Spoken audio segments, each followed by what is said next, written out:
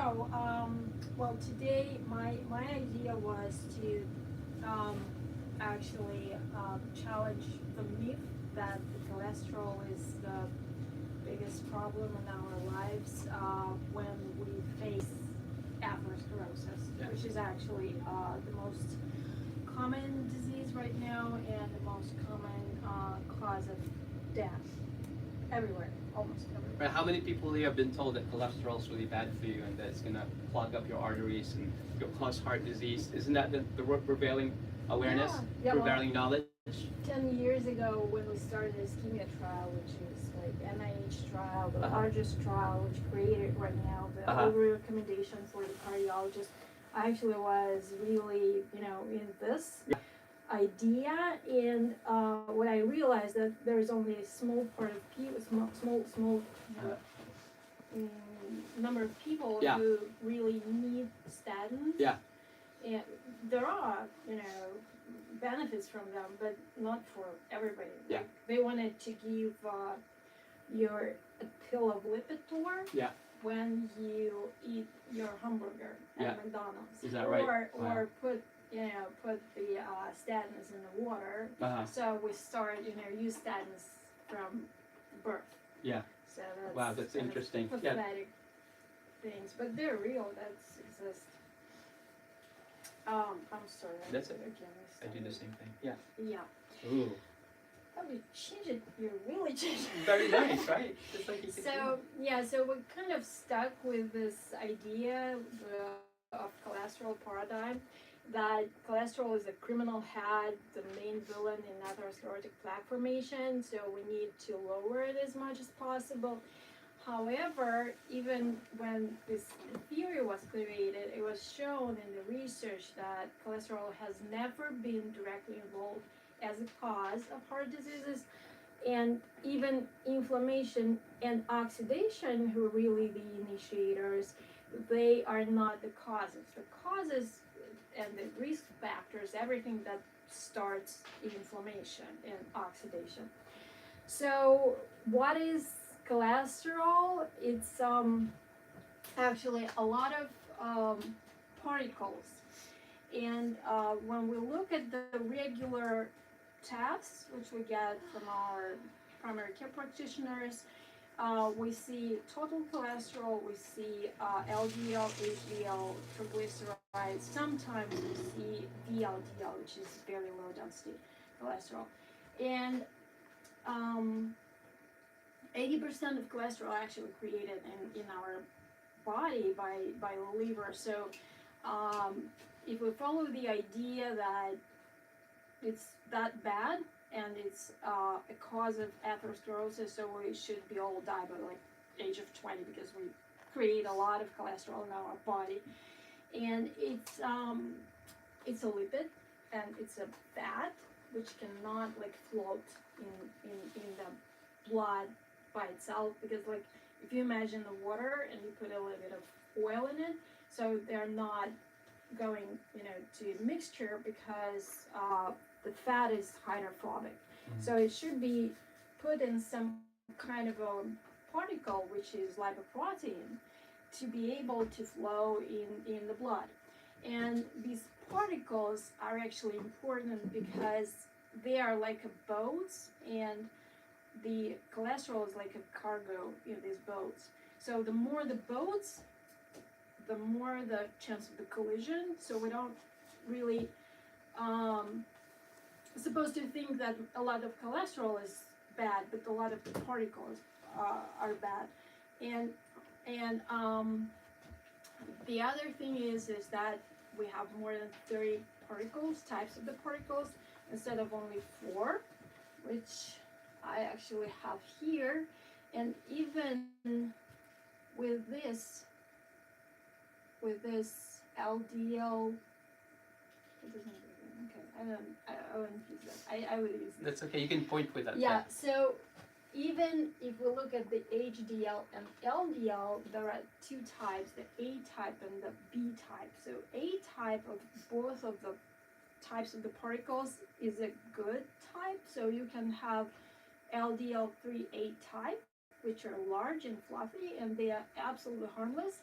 but you can have 3B, which are really small, aggressive, and harmful, as well as HDL2B is actually not that good as we could imagine. So when we give a patient statins, and I will not mention them again, but I just wanted to mention it here, we cut the whole production of the cholesterol, but we also cut it on a very, very early stage. So we cut the production of 5 other important substances, like, for example, coenzyme Q10. So this coenzyme Q10 is needed to ATP production. So this is why we have a muscle pain. This is why we have heart failure from statins. This is why we have a dementia, because all the cells have a membrane which actually created from cholesterol. Hormones, especially testosterone and the other hormones, they actually made of cholesterol, so men usually have erectile dysfunction. And we also know right now that they increase the blood sugar in our blood, so it's actually not so good.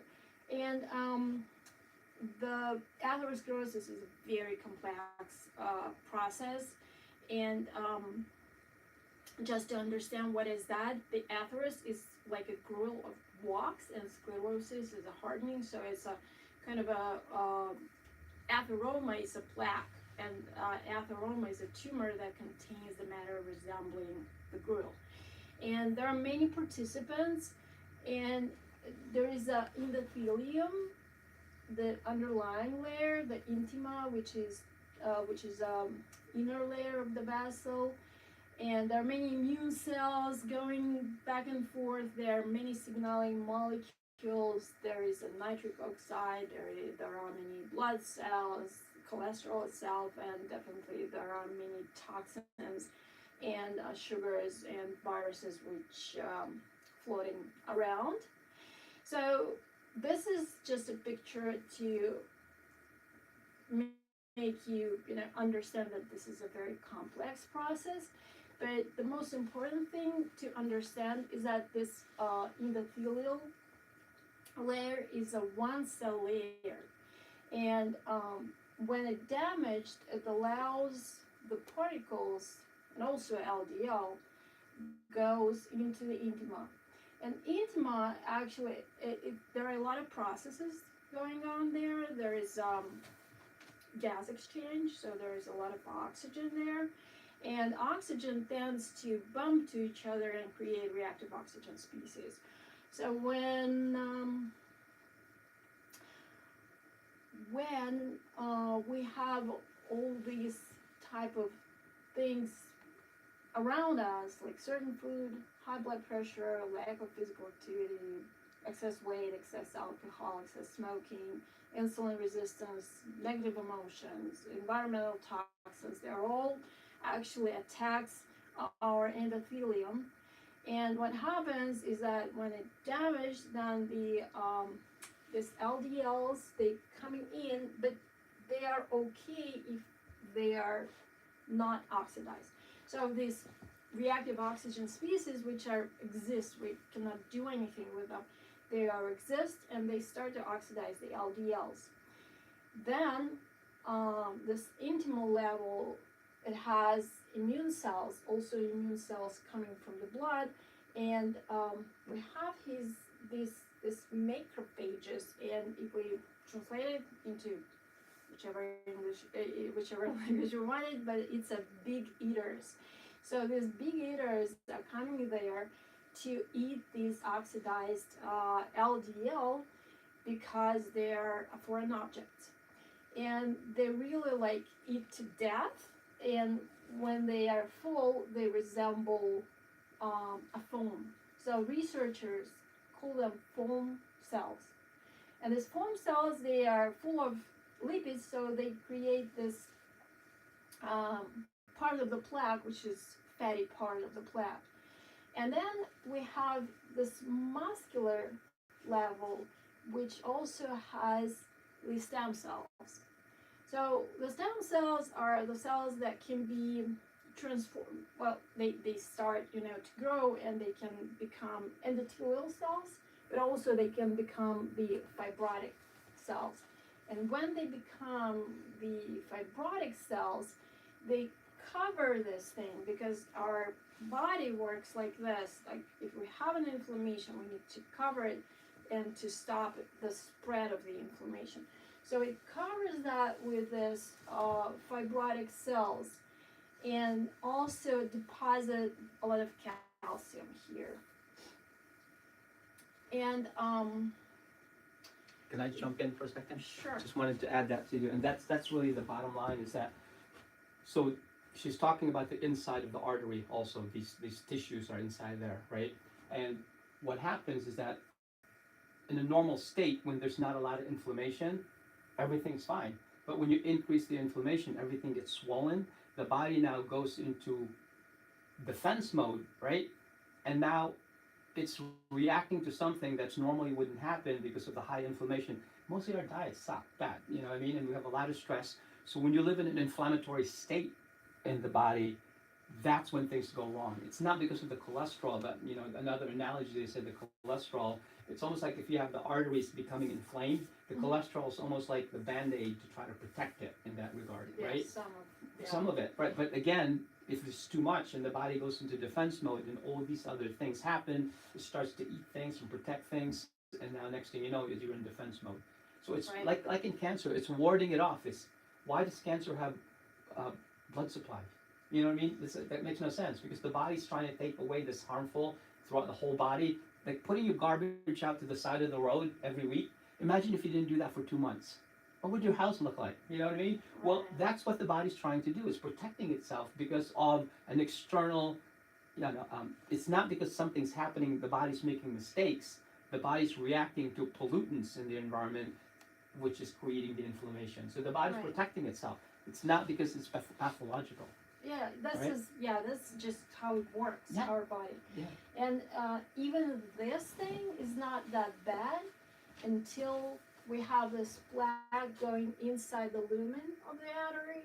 And even this is quite fine until it's not, it's I mean, like 60%, it's still fine, 70%, I mean, the diameter of the artery is still fine because the blood still can go through. But the problem is that when these fibrotic caps started to be inflamed, and the rupture happens, so all these yellow substance goes into the bloodstream, and the blood like, oh, okay, it's foreign object, we need to cover it with something, so all the platelets go there, everything goes there, and the thrombus is created. So this is how it's blocked, and then we have a heart attack or a myocardial infarction if we don't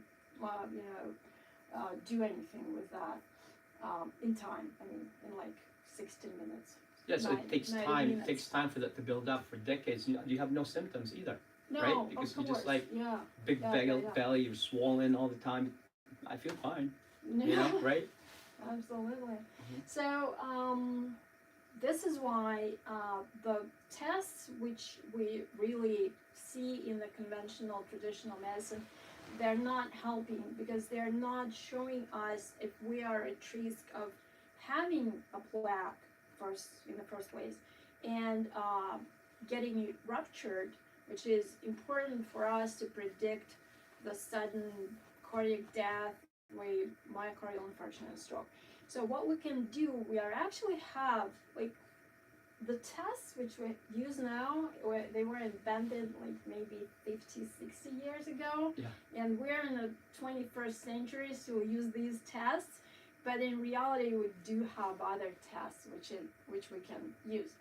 And first of all, the important thing that you should know is a simple numbers of yours, which are the blood pressure, the heart rate, the fasting glucose, the fasting insulin, triglyceride, and HDL actually are important.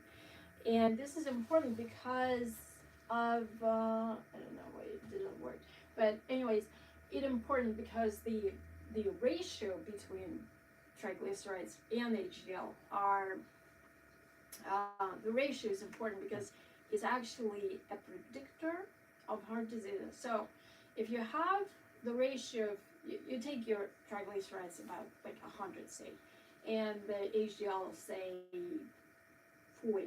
So there would be 2.5, the ratio. And this is more or less okay. Everything below 2 is fine. But when you go higher, then you increase your risk like 16 times. So if you have the ratio below 0, then you're literally don't really have any risks.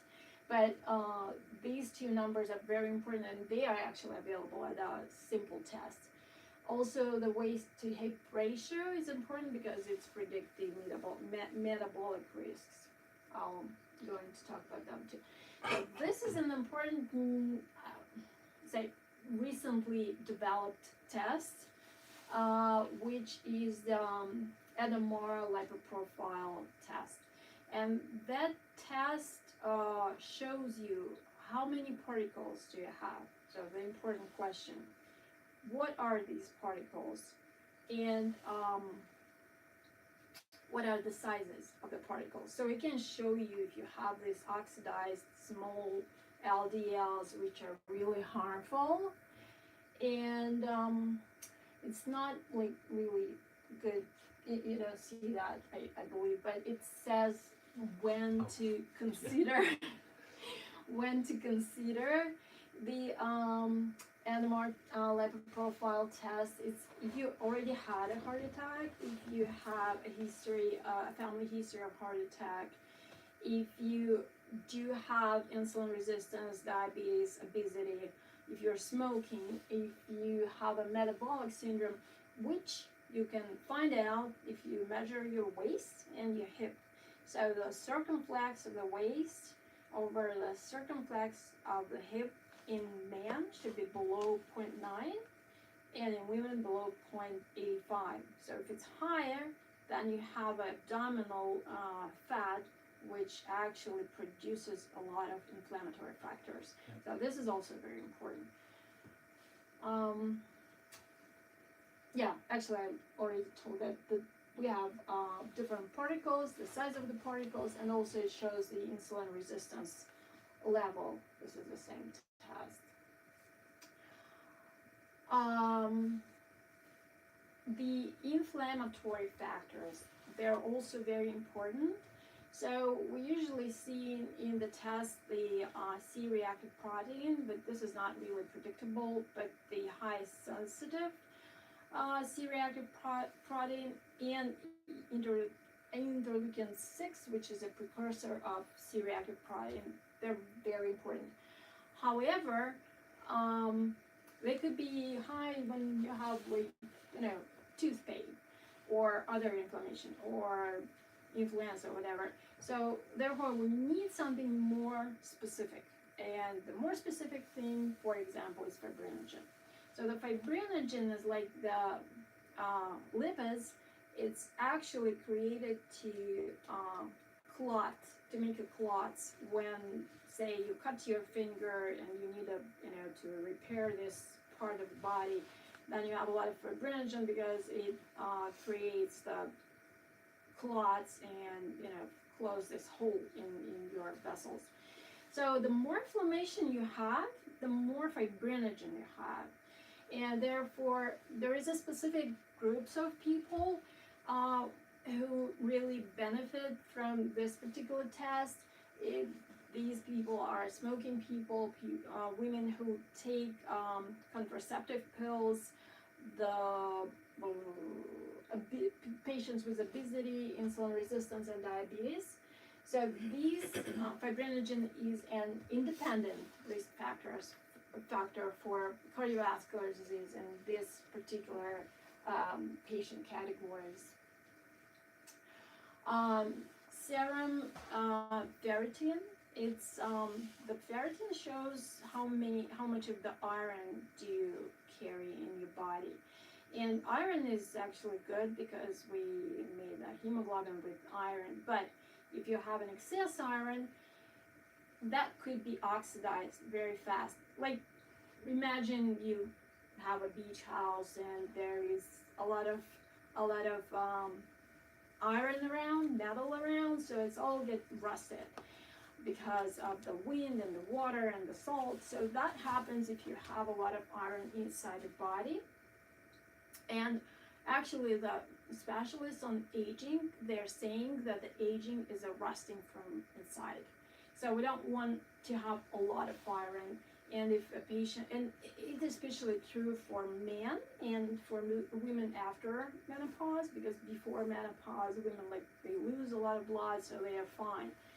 If you have a lot of blood, that consider probably the donation. And also if you take vitamin C and you have high iron level, pay very serious attention to that, because vitamin C increases the absorption of the iron in your stomach. So if you take the vitamin C, just don't take more than 100 milligrams per day if you have a higher iron level. So this LP little a, lipoprotein A, is a really important particle, because this one actually can tell us if the patient is increase of the rupture of the plaque. And the number, important thing, the number is genetically determined, and there are no pharmaceutical drugs that can lower it, and so this is why doctors usually don't order this test, because it's really, like, they think they cannot do anything. And by the way, statins actually increase the LP little a, and if you check the Canadian advertisement of statins, it's written there, but FDA doesn't require, so you never see it in the statins advertisement in the United States. So there are supplements that can help to lower it, so this is really not that much of a problem if you know what to do with that. It is, as I said, an independent predictor of coronary artery disease and the heart attack and risk of abnormal clotting and stroke. And what we can do, we can actually measure it when we don't have any symptoms. So when we don't have any symptoms and we do it as a screening test, then we can more or less understand what are the risks for that particular patient. Homocysteine, it's a amino acid. We have it on our body. It actually should transform into others, cysteine and methionine, but sometimes the enzyme which converts it into this methionine, it actually doesn't really work, and it is genetic, and then it starts to build up in the blood, and it causes the damage of endothelium, promotes oxidation, inflammation, and thrombosis. So the high level of homocysteine actually predicts the heart attack in a very young age, before 50. But besides this familial problem, it can build up when excess alcohol use, smoking, some diseases like lupus, cancer, chronic kidney disease, thyroid disease, some medications, and vitamin deficiency. The good thing about that we can fix it with a vitamin B, and the specific combination of different vitamin B is actually decreases the homocysteine level very nicely. Another test is a coronary calcium. There's a Dr. Agatston, yeah, he developed the South Beach diet, and he actually created this calcification score, and this score predicts the chances of heart attack. And let me show. So there are different numbers of calcium score. You can have 0 calcium score, you can have like 100, 400. There's like some numbers which we count on, and if it is 1,000, then the chances to have a heart attack 25% within the first year after the test has been done. So this is a very good test to decide if the patient is at risk of having a heart attack. There are also a few genetic testing which actually shows the vulnerability of the plaque. So, as I said before, we are not really worried if it's a stable plaque with a good fibrotic cap, but if it's vulnerable, it can be damaged, then we're really worried about that patient and we wanted to stabilize that. So this myeloperoxidase, it's an enzyme, oxidated LDLs and LPPLA2, actually the enzyme that participates in the plaque rupture. That test is recommended right now by American College of Cardiology and American Heart Association to assess the risk of plaque rupture. So this slide actually summarizes the tests that you can do, which I talked about, and these are all the most important supplements that you can use to minimize your risks. So my actually say take-home messages is that you really have to know your risks and follow the healthy lifestyle, but the most important thing is that you should know that heart diseases are preventable and controllable with the knowledge. And I'm gonna go through that first, and then I'll have you close after that. Okay. I'm just putting that in. All right. Yeah. So I'll Yeah. let you do that. Okay. Thank you. So also what Dr. Olga put on there, we're gonna give you a list of the nutrients. So she broke it down into why that's important. So whoever's here tonight, or everybody online, contact us. We'll put it on our website or something. We'll give you information about why the nutrients are important. And she broke down the mechanisms and how they work. It's just a little bit too much to talk here. Go over. But you saw the summary of it. So why? I want to look at like a 300-foot view again. What we just did tonight, which is really valuable, is have an expert here that deals with this, has practiced in cardiology for a long time. What we did today is we went deep, right? But let's stand back a little bit and really understand the mechanism, because the body, as she already mentioned, it's self-healing, right? The body knows how to heal itself, provided that you have what? Proper communication between the brain and the body. So because of physical, emotional, and chemical stresses, how many people here are exempt from stresses in life? Anybody? Yeah, I didn't think so. Neither am I. So we live in stressful times right now, right? More than ever. So therefore, all these stresses, physical, emotional, and chemical, creates what? Inflammation in the body. How do you then adapt? And that's the most important thing. When you have these stresses, it misaligns your spine because the body contracts. And guess what? The communication begins to diminish. When the body's communication diminishes, the body can't repair itself, right? When you get into subluxation state, you go into what's called sympathetic dominance. What does that mean? What happens when you're sympathetic dominance? Inflammation.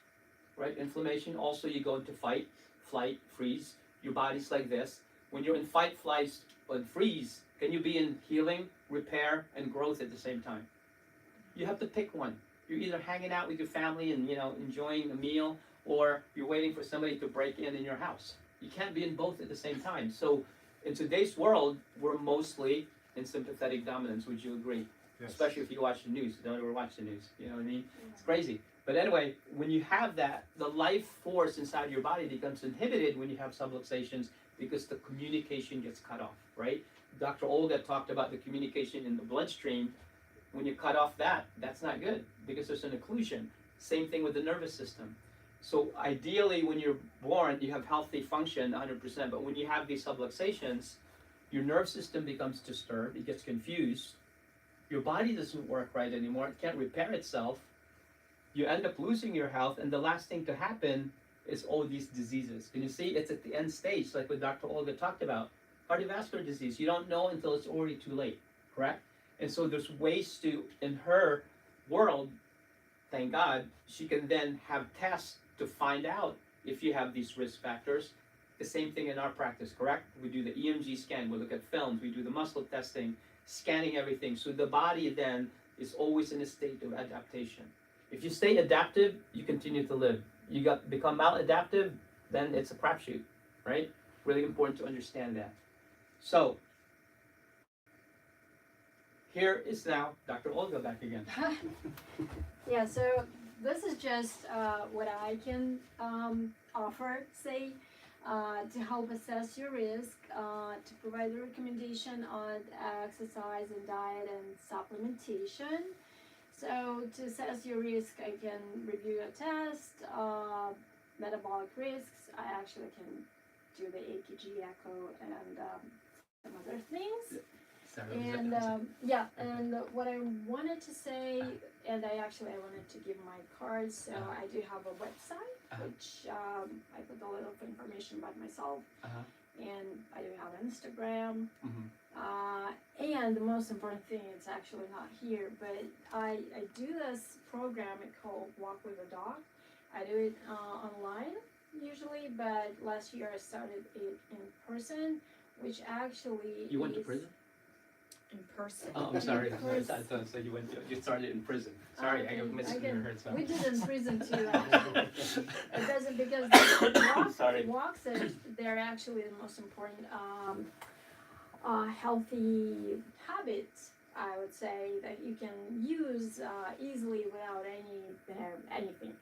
And what we do, we gather together, we start with a 5-minute healthy talk, and then we walk everybody at their own pace for about 30 minutes. And what I do, I encourage people who come to the walks to ask healthy questions, so I can help to reply for these questions, and just kind of give them the guidance where to move with the problems.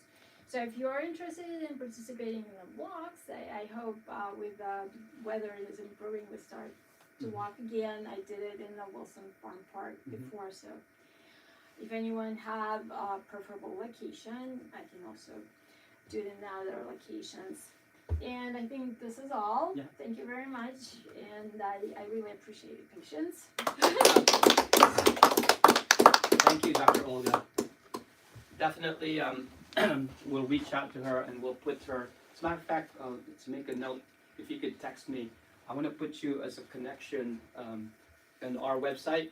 We have under partners. Right. So I want you to put something together, like your bio, your picture, and then we'll put you as one of the partners, and they can connect with you from there. Okay? So, thank you again, Dr. Olga. For those of you that are watching online, if you found value and were inspired by what Dr. Olga shared with you, and I know I was, there's so much stuff that we can really help each other with instead of waiting till, because think about what the traditional model is right now. They just continually look at your body as if it's like you're just a machine, you're going to keep breaking down, and the medications and just there to just patch it up and then they start taking parts out of you. It's like you're a car or something, right? And then next thing you know, you're in the hospital, and it's just a tragedy. And people are like always talking about their elderly patients or their parents, and then they're like dying, and everybody's sad about it, and everybody's stressed about it. It's not a good way to go. So instead of they say in Medicare, they said 90% of the money that's spent on healthcare is spent on the last 2 months of your life trying to keep you alive. Spend your money enjoying your life, not in the hospital when you're about to die. This doesn't matter. So that's what the holistic approach is all about. Proactivity, understanding how the body works, understanding there's principles of life in terms of how you live your life. And we are very fortunate to have her as a medical expert to be here to guide us through that. Also, please go to our website. Her information will be there. We'll do that this week. We'll have Leo help us with that. So. And our next seminar, which is cut off on the top, says, stop putting up with chronic injuries, holistic tools to quick injury recovery and prevention, and that's next week. Inviting all the athletes that are watching us now. And to close, this is Henry David Thoreau. He said, I went to the woods because I wished to live life deliberately. I wanted to live deep and suck out all the marrow of life. To put to rout, meaning put away things that didn't matter in life, and not when I came to die, discovered that I had not lived. Many people right now in today's economy, would you agree, are human doings instead of human beings, correct? We're always doing something, we're watching things. Your life is a gift. Our life is a gift. We don't know, tomorrow's not promised. And that's why in our practice, we always make sure that when we're with you, we're in present moment, nothing matters, and that you're here because you belong to the community of the world, and that it's our job as individual beings to light each other's candle in our community. And starting with Dr. Olga, we want to connect with as many practitioners as possible, trained in the Western way, but having an acknowledgement and a reverence for the body so that we can help people live a life that they were meant to be, instead of, we should be like elephants, just go into the cave and just not wake up, not be spending all that money. I'm not calling anybody an elephant. Anyway, thank you so much, everybody, for this evening, and thanks for joining us. Have a good night until we see you in our next seminar. Take care. Bye-bye. Ending live broadcast.